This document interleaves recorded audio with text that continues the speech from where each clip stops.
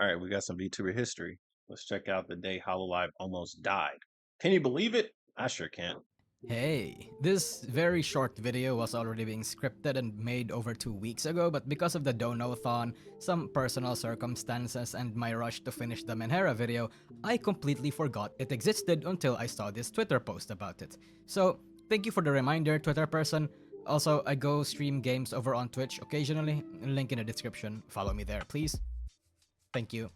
Check it out. When you are a pioneer, when you start in an evolving industry that no one has set any precedents for, you tend to make mistakes. A lot of mistakes, even.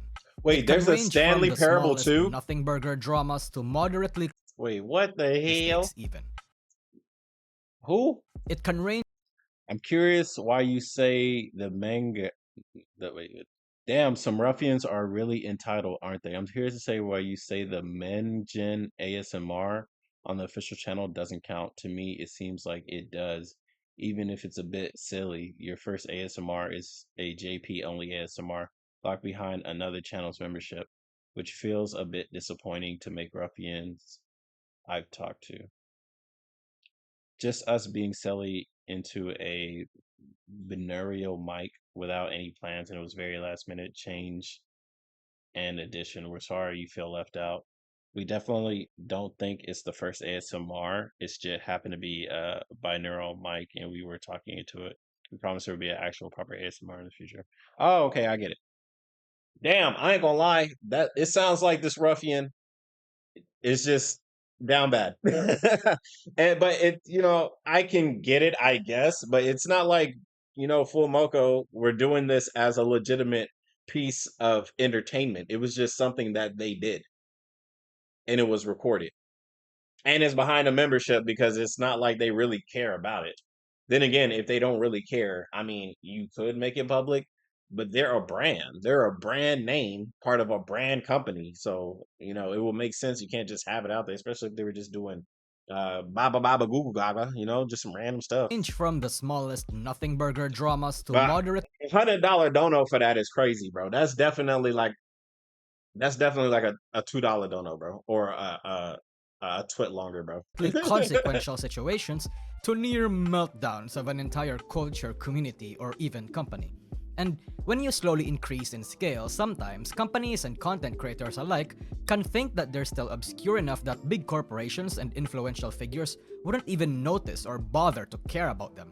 Sometimes, people, including myself, just forget that they're no longer the same person that can do or say whatever they were able to back then. Now, when you're on the map, even if you don't want to, you need to be a lot more careful about what you say, who you associate with, what you do. Especially if you care about keeping up appearances or trying to make certain friends in certain circles. Especially if you're a company who is in an industry and niche that relies on keeping up appearances or trying to make friends in certain circles. If you're lucky, you've done your due diligence and took the advice of those who have come before you and came prepared. But again, this is an industry where nobody has come before them. And in those situations, you learn the hard way. Hololive was one of those that learned the hard way. I'm not sure if that was actually the case for this situation, but it felt like it was, though take that with as much salt as you need. When one day, Ukami Miyu was twice struck by Capcom due to games and content that did not have their proper permissions. It was a moment where the company nearly died. An event that explains the strictness when it comes to perms for VTuber agencies afterwards, not just for Hololive, not just for Nijisanji, but for other JP Corpos and other entities that were watching. It set a precedent to what should and shouldn't be done as a VTuber company.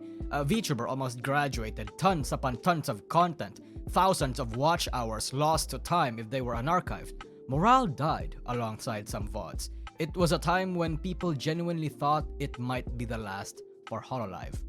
This was called the Holo. The Holo. Bro. If you What came the into hell? Hololive in 2019 and 2020, then you know that there are infamous streams and infamous clips that many Hololive fans now may be aware of, like this one.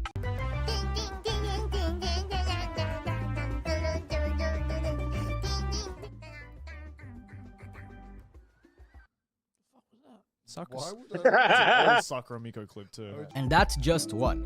There are many infamous clips and moments and very fun streams that was just wiped from the face of the earth. Ghost Trick was a Capcom game that Ukami Miyu played one day and then Capcom went after her ass, striking her channel twice and removing the VOD entirely. And then all of a sudden, a lot of VODs from other non-Capcom games from other Hololive members were also getting taken down. Cover Corp apologized to Capcom for this, having Miyu suspend her VTubing activities outside Twitter for a month to let things die down. Ukami Miyu apologized for this as well. Everybody apologized for this, creating a panic in the fanbase. And to give some visualization as to how much was lost, look at this graph. The green were the amount of stuff that remained after the Holocaust. The gray were all the videos that disappeared. Some members lost as much as 90% of their goddamn content wiped from the face of the earth. The HLG and JP boards were losing their minds over this. That's absolutely insane. That is a lot of entertainment just deleted. Sheesh. Yeah, I guess it almost did kill Hololive, dude. That's insane. JP Twitter, even. Because this was And early what made on. it worse was the fact that this happened weeks or so before the Alloway graduation. I wasn't lying when I said that 2020 for Hololive was a year of strife as it was a year of growth. Plenty of people who liked Hololive members hated the Hololive company for how incompetent management was. It was back-to-back of drama and controversies, and this one was one of the worst ones. Entire playlists were Holy wiped moly. clean, all of them were gone. After apologies were made and announcements to do better was done, Capcom actually straight up admitted that they were indeed copyright striking them, purposely definitely going after Cover Corp to perhaps make an example out of them. no. But wait, Nusagi, It's and you know, Capcom, I guess they've been doing better lately, but I was in the gaming industry for quite some time. Capcom was a company that definitely you gotta, be careful with what you do. You gotta ask for permission and stuff. Another serious one, like till this day, that you gotta be careful with is Square Enix. Square Enix, 100%, like they do not play. Like even when they give you the game early, they will say, "Yeah, you can only stream up to this amount." Right? It is what it is, but at the same time, it's like they gave you the game, right? They wanted you to cover whatever. Even when embargo is up, they will still be a little anal about stuff. So embargo, which means when you're allowed to cover the game like as much as you want, right? So you get the game 3 days early. Embargo is 3 days later when everybody else gets the game. Even when embargo is up, they will actively censor things that they deem is a spoiler, even though the embargo is done. Anybody could upload it if they wanted to, but they will actively still go after people up to like 2 days after the game is dropped. And some people are hardcore gamers. So they'll beat the whole game within one sitting, right? So it's some of these companies are definitely a little too anal. They definitely need to get that sorted out in the future, man. It's part of this like old school mentality I also see in like Nintendo. Nintendo, I think they're doing better, I guess, but I mean, it's kind of hard, when they were doing so bad. There was a point in time, if you wanted to make YouTube videos about Nintendo games, you needed to join a Nintendo partnership program. That means YouTube gives you $100, right? Except they take some out because of taxes, and then you need to also share it with Nintendo. So your money's getting split multiple times before you even see a dime of it, bro. And that was just to cover Nintendo products. It's a crazy world, man. bunny fucker, I don't get one thing. So Capcom goes after their ass and copy struck Mio to make an example of her, right? Why were other games that Capcom did not own get taken down as well? And the simple answer is that Cover Corp put the fear of God in them. All the streams and videos of games that they did not get hard permissions for were then deemed a liability. It was an avenue to get the channels taken down. So if Capcom struck them, and then to kick a man while he's down, Nintendo, FromSoft, or Sega went after their ass as well, you can see how it's genuinely possible that every single Hololive member could actually get terminated from YouTube. The company would die. Hololive wanted to cover their base, make sure that no channel would have anything that would be strikeable.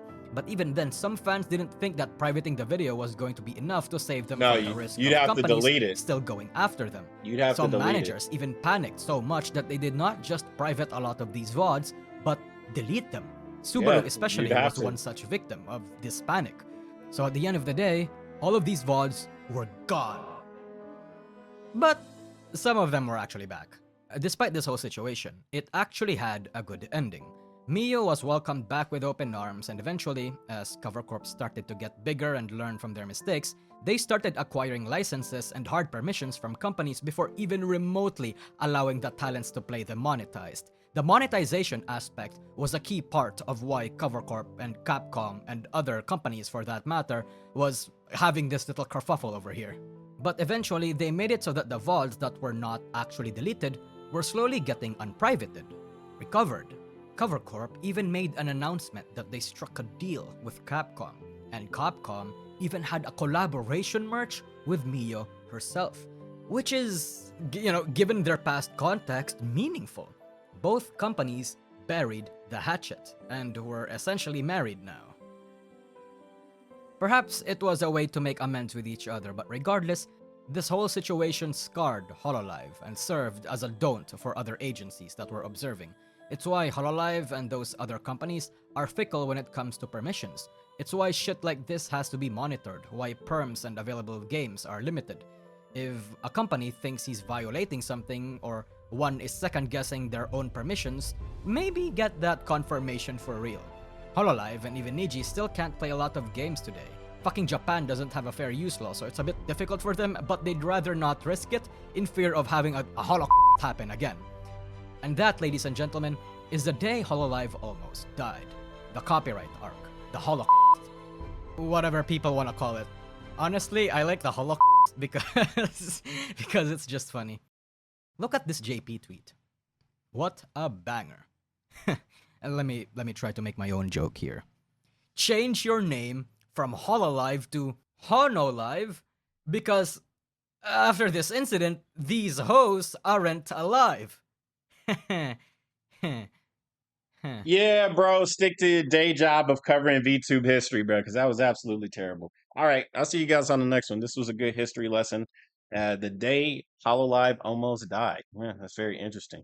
Man, the aspect of VTubing would totally be different if they actually did die. So I'm glad we live in a timeline where that didn't happen. Anyways, I'll see you guys on the next one. Peace.